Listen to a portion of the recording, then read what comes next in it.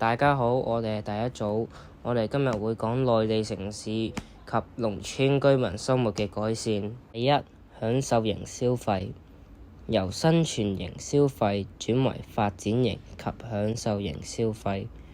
隨住居民收入提高，消費結構從日用品為主，轉向以娛樂、文創產品為主，推動消費升級。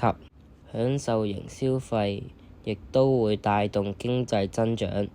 享受型消費嘅增加會直接刺激旅遊、餐飲、娛樂、文創等產業嘅發展，成為經濟增長嘅重要驅動力。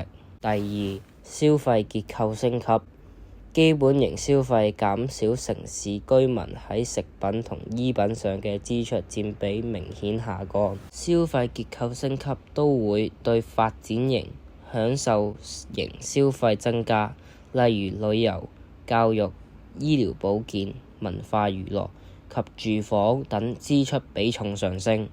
三、收入提高帶動消費升級，農民工收入增加，鄉村振興政策推動，改善生活條件。食品同日用品消費依然係基礎，但耐用品及服務型消費顯著提高。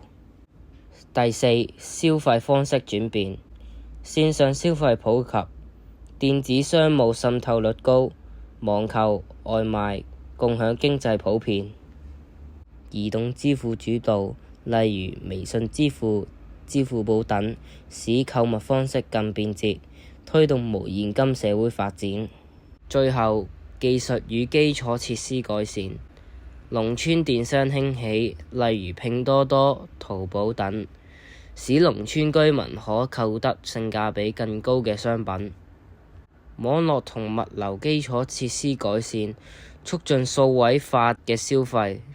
我哋今日嘅分享到呢度，多謝。